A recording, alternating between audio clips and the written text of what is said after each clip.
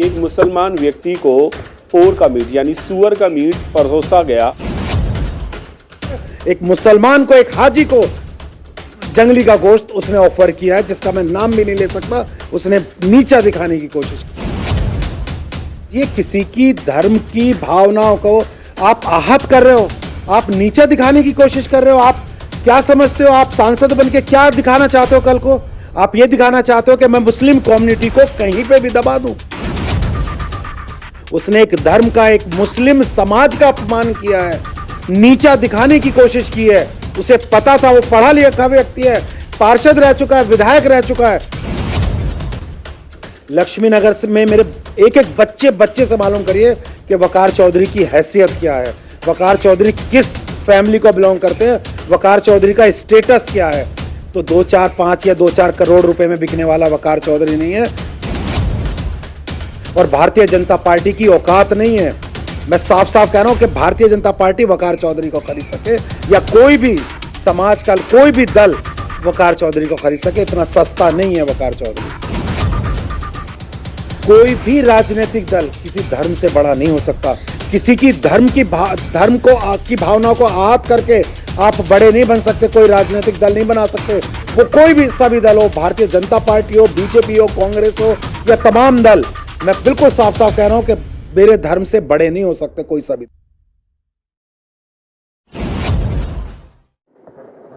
दोस्तों जय भीम, मिलिंद्र गौतम। मैं आज हूँ लक्ष्मी नगर में, और लक्ष्मी नगर में मुद्दा जो है कई दिनों से गरमाया हुआ है कि एक मुसलमान व्यक्ति को पोर का मीट यानी सूअर का मीट परोसा गया, और वो परोसने वाला जो व्यक्ति था वो कोई और नहीं, आजकल जो चुनावी माहौल चल रहा है उस चुनावी माहौल में गठबंधन का एक व्यक्ति जिसका नाम है कुलदीप कुमार। जी हाँ, प्रत्याशी हैं लोकसभा से और पूर्वी दिल्ली से वो आते हैं। पिछले कई सालों से अगर उनका नाम लिया जाए तो वो निगम पार्षद भी रहे आम आदमी पार्टी से, और विधायक भी आम आदमी पार्टी से रहे।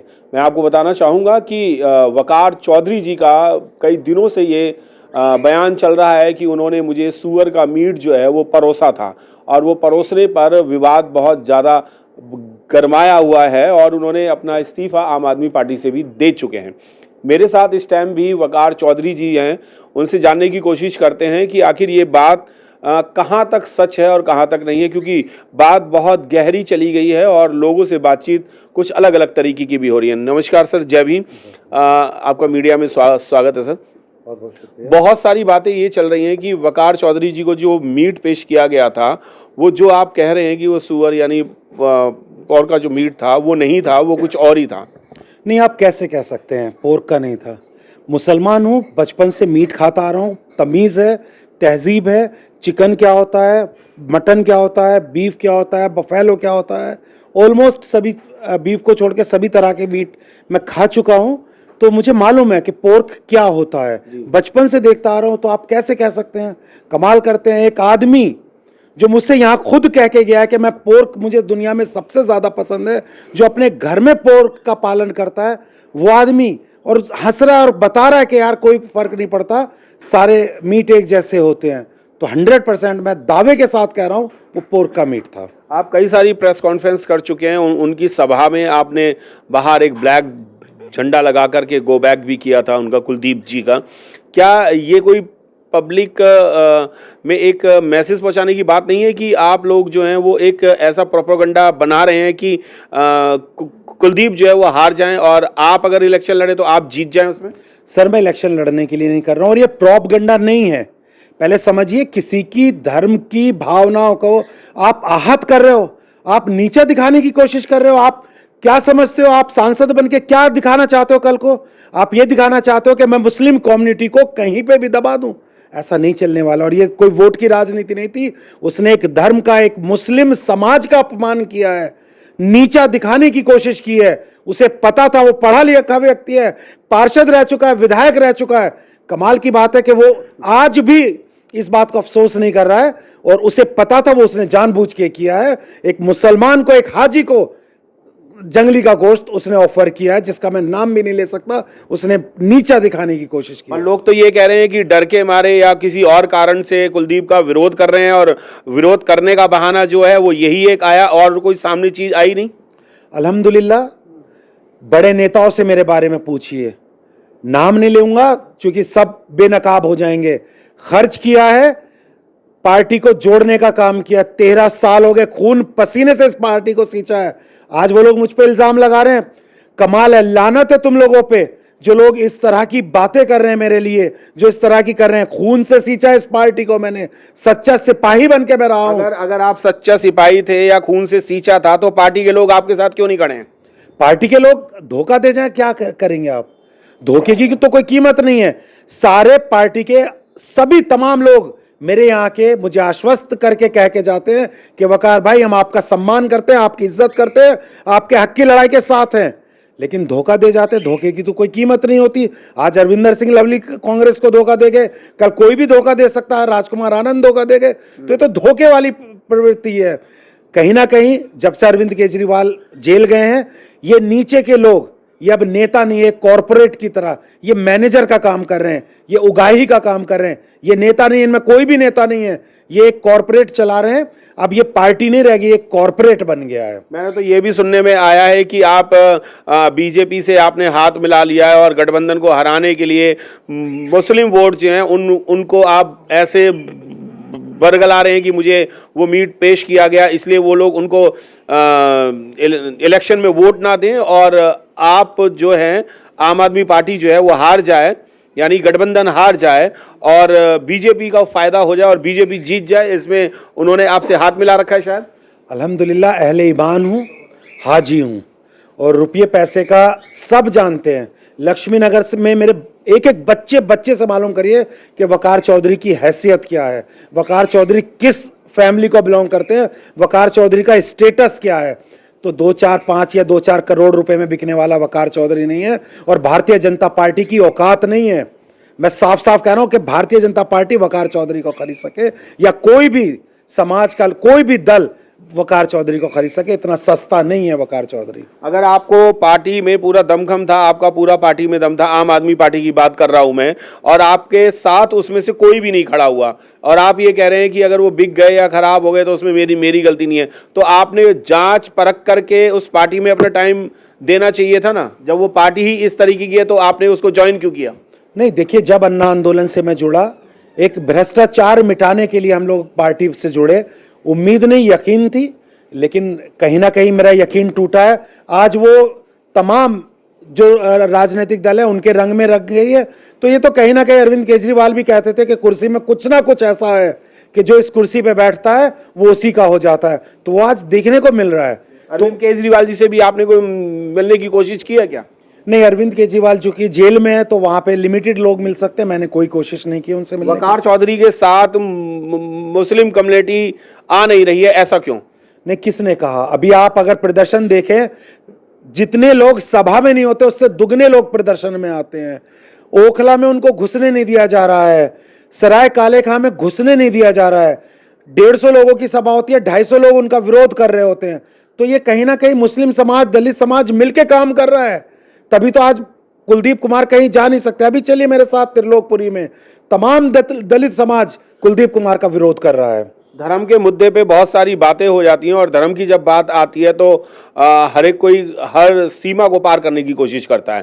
तो आपने अभी तक आंदोलन क्यों नहीं किया है? क्योंकि रोडों पे भी आंदोलन हो सकता है अभी तो।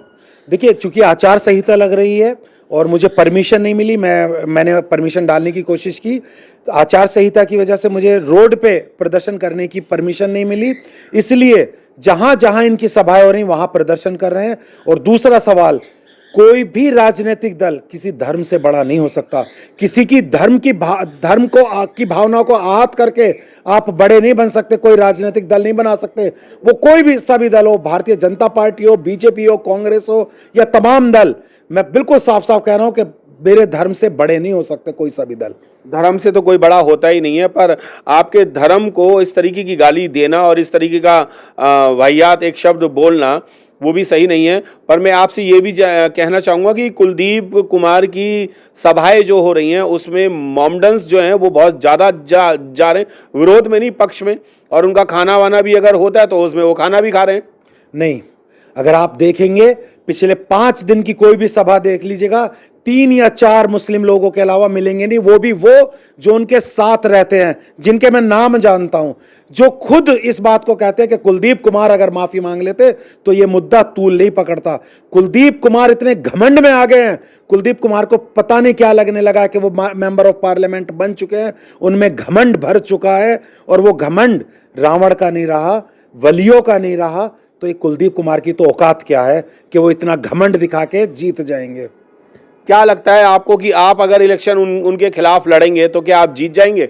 बिल्कुल मैं जीतूंगा, 100% जीतूंगा। जिस तरह सभी समाज का मुझे समर्थन मिल रहा है, वो दलित समाज हो, जैन समाज हो, सिख समाज हो, मुस्लिम समाज हो, मुझे पूरा यकीन है कि मैं भारी मतों से जीतूंगा अगर मैं इलेक्शन लड़ता हूं तो। पर अभी तो आप ये कह रहे थे कि मुझे इलेक्शन नहीं लड़ना, नहीं, और अब आप ये कह रहे हैं कि मैं इलेक्शन अगर लड़ता हूं तो मैं भारी बहुमत से जीतूंगा। मैंने कहा अगर लड़ूंगा तो, अभी तक मेरा कोई इलेक्शन लड़ने का अभी तक इरादा नहीं है। अगर मैंने क्या कहा, अगर मैं इलेक्शन लड़ता हूं तो मैं कुलदीप कुमार तीसरे नंबर पे जाने वाले कैंडिडेट रहेंगे, ये देखिएगा। कई सारे आंकड़े हमारे सामने आ रहे हैं, और आपका आंकड़ा एक ये भी आ रहा है कि कई सारी राजनीतिक पार्टियां जो हैं आपसे संपर्क कर रही हैं, मिल भी रही हैं। कौन कौन सी पार्टियां हैं जो आपसे संपर्क कर रही हैं? देखिए, मुझसे पैंथर पार्टी के जो डिस्ट्रिक्ट के प्रदेश के अध्यक्ष थे वो आए थे यहाँ पे, राजीव खुराना जी। एक नवरंग कांग्रेस पार्टी आंध्र प्रदेश की उसके राष्ट्रीय अध्यक्ष शेख जलील साहब मेरे पास आए थे। भीम आर्मी के प्रदेश अध्यक्ष वो मेरे साथ आए थे। बहुजन समाज पार्टी के प्रदेश अध्यक्ष वो मेरे पास आए थे। AMIM के प्रदेश अध्यक्ष हैं वो मेरे पास आए थे। तमाम जो भी गठबंधन और NDA के बाहर के राजनीतिक दल हैं, तब तमाम लोग मेरे संपर्क में हैं। तमाम लोग मुझे आके आश्वासन दे रहे हैं, तमाम लोग मुझसे संपर्क कर रहे हैं कि हमारी पार्टी से लड़िए और हम आपका समर्थन करते हैं। चूंकि ये मुद्दा राजनीति से बड़ा है, ये मुद्दा धार्मिक भावनाओं को भड़काने का मुद्दा है, ये मुद्दा इंसानियत का मुद्दा है, ये मुद्दा कोई वोट का, हिंदू मुसलमान का नहीं है। ये एक आदमी, उसकी सोच, पार्टी की सोच को दर्शाता है कि किस तरह मुसलमानों को नीचा दिखाने की इस टाइम पे साजिश चल रही है, और ये हम लोग कामयाब नहीं होने देंगे। वकार जी, आपने कहा कि इतनी सारी राजनीतिक पार्टियां जो हैं वो आपको ऑफर दे रही हैं, आपसे मिल भी रही हैं, और आपको लोकसभा इलेक्शन लड़ाने के लिए भी बात कर रही हैं। अगर आंकड़े देखे जाएं पिछले कई सालों के, तो इनमें से एक पार्टी को छोड़ करके बाकी किसी भी पार्टी का निगम पार्षद या विधायक अभी तक नहीं बना, और लोकसभा में तो ये बिल्कुल भी नहीं पहुंच पाए हैं। आप लोकसभा के सपने देख रहे हैं या आप अपनी हकीकत बयान करना चाहते हैं जीत करके? ये कैसे संभव हो पाएगा साहब? देखिए, लोगों में गुस्सा है, खास तौर से मुस्लिम समाज और दलित समाज में गुस्सा है। जो भी सेकुलर सोच का आदमी है, वो किसी भी समाज का, उनको गुस्सा है। आप किसी की भी धार्मिक भावनाओं को इस तरह से आहत नहीं कर सकते। तो गुस्से का जवाब है ये।